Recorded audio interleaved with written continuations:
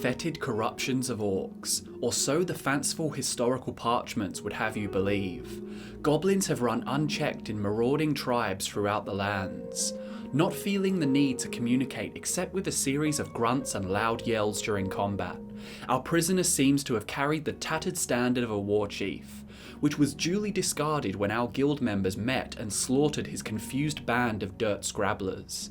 After he was chained in our prison pens, willfully resisting our attempts at befriending, our Khajiiti champion faced him in the pit and was easily victorious.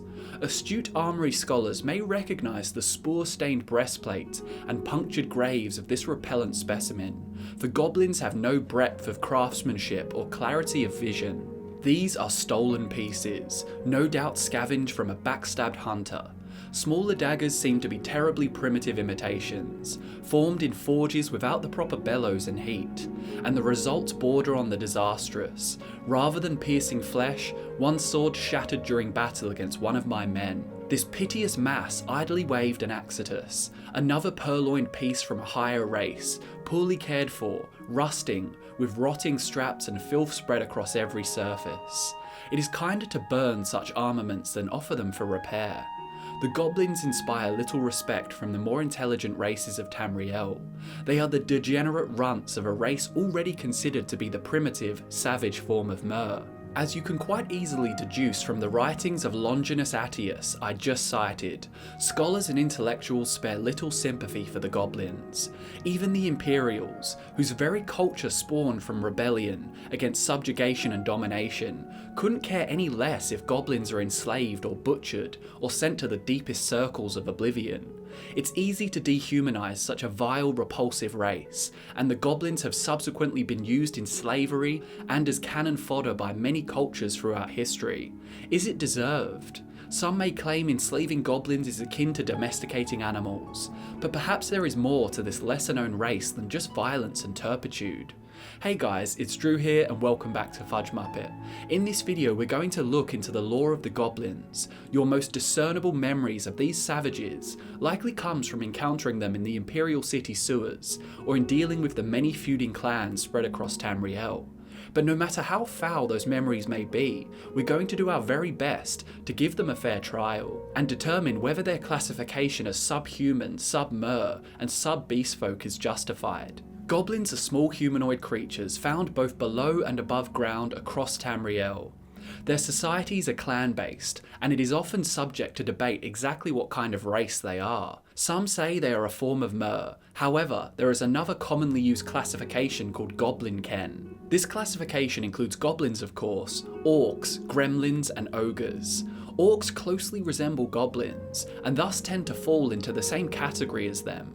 Despite the events of the Dawn and Malefic eras, which attribute the creation of the orcs with the consumption and subsequent excretion of the Aldmeri god Trinomac by the Daedric prince Boethia. Physical appearance can be accredited for this misconception, however, much of the confusion can be chalked up to the retconned lore. I hate to go Fusro-daring that fourth wall, but it's hard to avoid the fact that during the events of the Elder Scrolls Daggerfall and Arena, orcs were portrayed as monsters rather than a playable race. Goblins are prevalent across both Tamriel and Akavir. I'd wager that a significant contributing factor in their use as cannon fodder by greater military forces is a result of this abundant population. The Altmer were notorious for abusing goblins in war, for example, and they are known for reproducing with far more difficulty than men.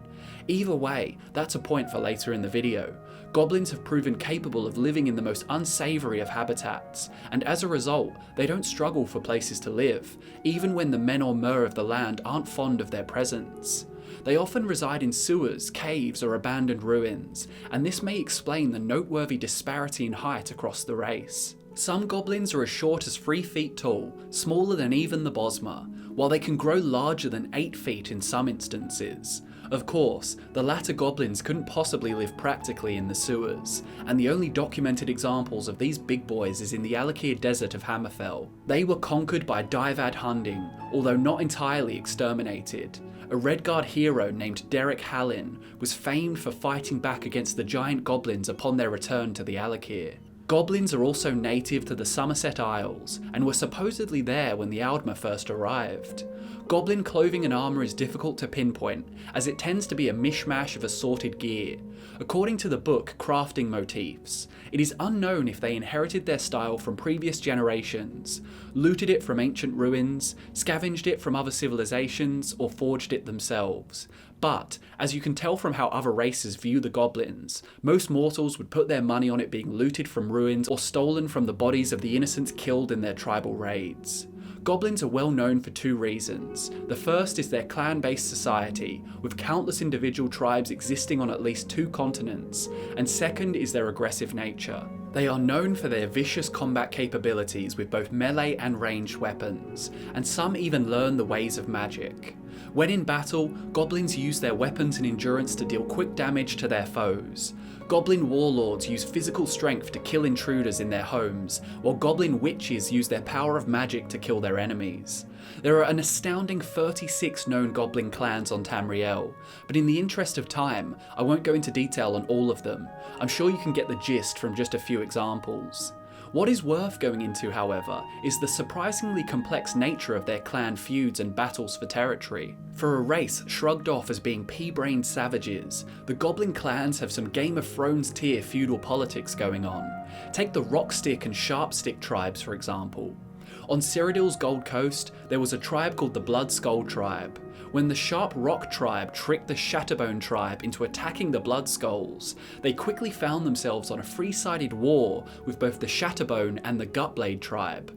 The Sharp Rock tribe then allied with the Eye Stick tribe to conquer those 3 tribes, but the allies turned on each other at the eve of their victory. Survivors of all these 5 tribes banded together and formed the Rockstick and Sharpstick tribes. How about the Bloody Hand tribe, who lived within Cracked Wood Cave in the Nibonay Basin? In the 582nd year of the Second Era, the tribe was aggressively encroaching on the settlement of Cropsford, and the villagers feared an attack was imminent. The hostility was evidently too much, as Cropsford was later abandoned.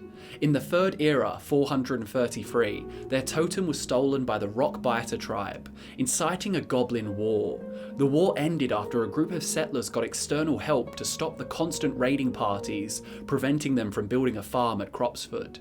Then there's the 8-foot-tall Flinttooth tribe, who was so formidable in battle that they were responsible for killing arguably the greatest warrior in Yakutan history. Frandar Hunding, the legendary sword singer, was bested by these giant goblins in open battle. And finally there's the Shadowsilk tribe, whose achievements are crucial to our discussion. You see, these goblins of Morrowind overpowered a coven of Mephala worshippers, and proceeded to tame the giant spiders within, turning them into war beasts.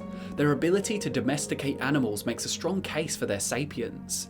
If they're capable of such advanced thinking, maybe mortals should reconsider subjugating them. Goblins have also been known to raise Durzogs, those reptilian dog-like creatures, to aid them with hunting and warfare.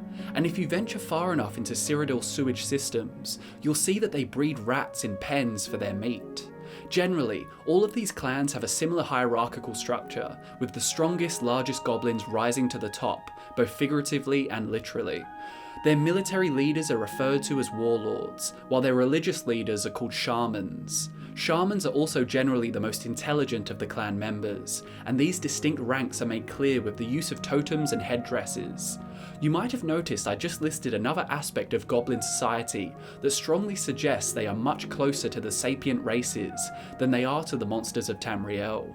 The goblins are staunchly religious. Granted, their practices are more pagan than civilized, but they implement faith into their culture nonetheless. Like the other goblin ken, and orcs, whether or not you include them among elves or goblin ken, the goblins worship an aspect of Malakath named Muluk.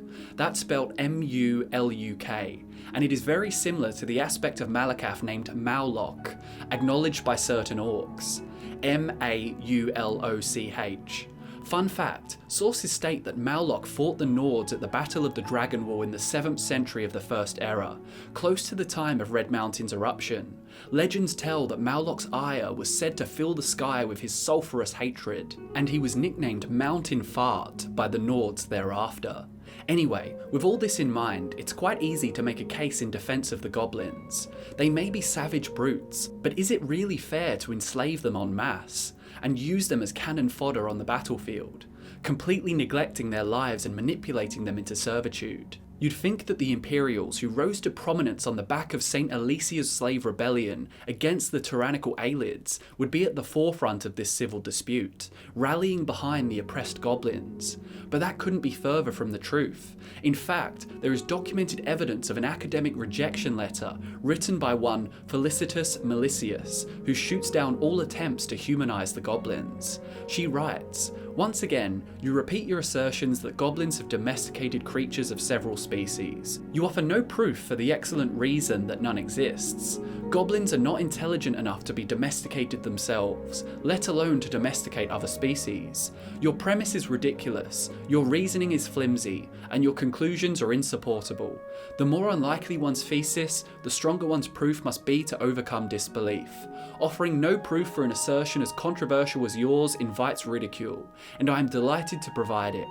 Do not waste my time with any further submissions except in the improbable event that you obtain conclusive proof of your claims. Even then, a witness credible to the Academy must swear to the veracity of your paper and must be willing to co-author it. I do not expect to hear from you again. I wish you the best of luck in your future endeavours as a charlatan." By the Nine, that letter was far more savage than any goblin I've encountered. The Imperials seem to perceive goblins as raiders and vermin, with no interest in reforming that notion. In the book Mysterious Akavir, one of the most reliable sources of information on the distant continent, we learn that the Psyche brought goblins along on their first invasion of Tamriel, where they acted as servants and cannon fodder. The book says they enslaved the goblins of the surrounding isles, who provide labour and fresh blood. The High Elves of Somerset were also big supporters of goblin slavery, as well as the Bosmer Wood Elves under the Camoran dynasty. It could simply be the case that these oppressive cultures could claim ignorance, saying they didn't know the goblins were intelligent. But I think it's far more likely that they were just so useful and so easy to manipulate that not enslaving them was out of the question.